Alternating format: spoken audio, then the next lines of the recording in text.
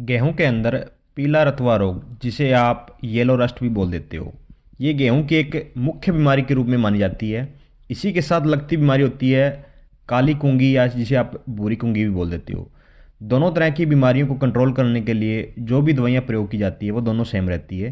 तो हम जो येलो रस्ट है उसके बारे में जो डीपली है वो स्टडी करते हैं। येलो रस्ट, येलो का मतलब पीला, रस्ट का मतलब जर जैसा कुछ होगा। बिल्कुल नाम की तरह इसकी जो हमें सिम्टम या जो निशानी है वो देखने को मिलती है। पौधे की जो पत्तियां हैं उसके ऊपर आपको पीले रंग की जो दारियां हल्की हल्की स्टार्टिंग के अंदर वो बननी स्टार्ट होगी। अगर इस बीमारी का जो अटैक है वो ज़्यादा हो जाता है, वहाँ पर आपको पीले रंग का हल्दी जैसा कुछ एक जो पदार्थ है वो चिपका हुआ दिखाई देगा। अगर आप इसे हाथों से पत्तियों को टच करोगे तो आपके हाथ के अंदर जो पीला रंग है वो लग जाता है। ये मुख्य तौर पर हमारी जो फंगस जनित बीमारी है वो रहती है। इस फंगस का जो नाम है वो पक्सीनिया रहता है। जब भी इस बीमारी का अटैक ज़्यादा हो जाता है तो पत्तियां जो है वो पूरी पीले रंग से कवर हो जाती है। पौधे को सूर्य द्वारा जो प्रकाश संश्लेषण है, यानी कि खाने बनाने की जो प्रक्रिया है, वो ये जो है बंद कर देता है। जब एक बार खाना बनाने की प्रक्रिया बंद हो जाती है तो हमारी गेहूं की जो पैदावार है वो कम होने के चांस यहाँ पे बढ़ जाते हैं, क्योंकि धीरे धीरे जो पौधा है वो मरने के कगार पर चला जाता है। इस बीमारी को फैलने के लिए जो अनुकूल वातावरण या जो मौसम है वो हमारा जो टेम्परेचर है रात का वो काफ़ी ज़्यादा डाउन रहना चाहिए, 10 डिग्री से कम ही रहना चाहिए, और हवा के अंदर जो नमी है वो ज़्यादा रहना चाहिए। अगर तेज हवा चलती है तो इस बीमारी के बीज या जो बीजाणु है वो हवा के माध्यम से एक इलाके से दूसरे इलाके के अंदर फैल जाते हैं। यही कारण रहता है कि सबसे पहले ये जो बीमारी है वो पहाड़ी एरिया के अंदर अटैक करती है, वहाँ से फिर हवा के माध्यम से ये नीचे के जो मैदानी इलाके होते हैं, हरियाणा है, पंजाब है, वहाँ पर फैलती है।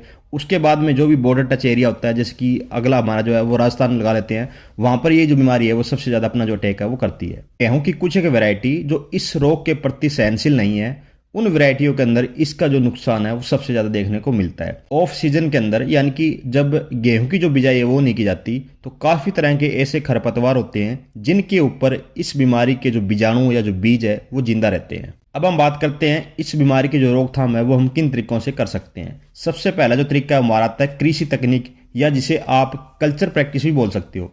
गेहूं की वो वैरायटी सेलेक्ट करनी चाहिए जिन वैरायटियों के अंदर ये जो रोग है वो फैलता नहीं है।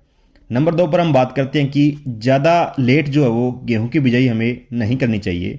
फसल चक्कर को अपनाना चाहिए। ज़्यादा मात्रा में नाइट्रोजन या फिर जो यूरिया खाद का प्रयोग है वो हमें नहीं करना चाहिए। खेत को जब भी आप सिंचाई करें तो ज़्यादा पानी भर के ना रखें, ताकि हमारा जो पानी है वो 4-5 दिन तक खड़ा ना रहो, क्योंकि जितनी ज़्यादा नमी बनेगी उतनी ही ये जो बीमारी है वो फैलेगी। नंबर 2 पर हम बात करते हैं कुछ एक जो जैविक तरीके हैं वो हमारे कौन कौन से रहते हैं, जिसके अंदर हमारा पहला आता है कि ट्राइकोडर्मा और सूडोमोनास है, उसका आप 1-1 लीटर या फिर 1-1 किलोग्राम अगर पाउडर फॉर्म के अंदर मिलता है, दोनों का घोल बना करके अगर आप स्प्रे करते हो 100 से लेकर 120 लीटर पानी में, आपके यहाँ जो ये रोग है नाम मात्र आपको देखने को मिलता है। या फिर आप प्रयोग कर सकते हो 500 ml जो हमारा नीम ऑयल आता है वो, और 10 लीटर जो गौमूत्र होता है, दोनों को मिला करके अगर आप स्प्रे करते हो तो ये भी जो तरीका है वो काफ़ी ज़्यादा कामयाब रहता है। उसके बाद हम बात करते हैं केमिकल तरीके या फिर जो रासायनिक उपचार है वो कौन कौन से रहते हैं। कुछ एक यहाँ पर आपको मैं फंजीसाइड बताऊंगा, उनका ब्रांड नेम भी बता देता हूँ, और जो टेक्निकल है वो भी आपको मैं बता देता हूँ। पहला हमारा आता है टिल्ट, जिसकी जो डोज है वो रखनी है आपको 250 ml प्रति एकड़ के हिसाब से। टेक्निकल इसके अंदर रहता है प्रोपिकोनाजोल 25% EC। उसके बाद में आता है कस्टोडिया, 250 ml सेम डोज रहेगी, जिसके अंदर जो टेक्निकल है वो रहता है हमारा अजोक्सिस्ट्रोबिन प्लस में टेबुकोनाजोल। उसके बाद में आता है एमिस्टार टॉप, जिसकी जो डोज है वो 200 ml रहेगी, टेक्निकल नेम आता है अजोक्सिस्ट्रोबिन प्लस में डाइफेनाकोनाजोल। उसके बाद में आता है हमारा नटीवो, जिसकी जो डोज है वो रहेगी 120 ग्राम, टेक्निकल इसके अंदर रहता है टेबुकोनाजोल प्लस में ट्राइफ्लेक्सोस्ट्रोबिन। उसके बाद में हमारा आता है टेबुकोनाजोल 25% EC, जिसे आप फोलिकोर के नाम से भी जानते हो।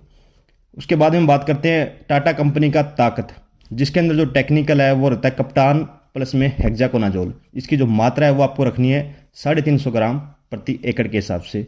या फिर आप प्रयोग कर सकते हो ओपेरा फंजीसाइड, जिसकी जो मात्रा है वो आपको रखनी है 200 ml। टेक्निकल इसके अंदर रहता है पैराक्लोस्टोबिन प्लस में इपोक्सीकोनाजोल। किसान साथियों, जितने भी फंजीसाइड मैंने आपको बताए हैं उनमें से कोई एक आपको अपने खेत के अंदर प्रयोग करना है। इनके साथ आप जो इंसेक्टिसाइड है वो भी मिला सकते हो, चाहे आप सुंडी के लिए मिला रहे हो या आप तेला चेपा के मिला रहे हो, मतलब कि जो फंजीसाइड के साथ इंसेक्टिसाइड है वो अच्छे तरीके से मिक्स भी हो जाता है। उम्मीद करता हूँ किसान साथियों जानकारी आपको अच्छी लगी होगी। धन्यवाद।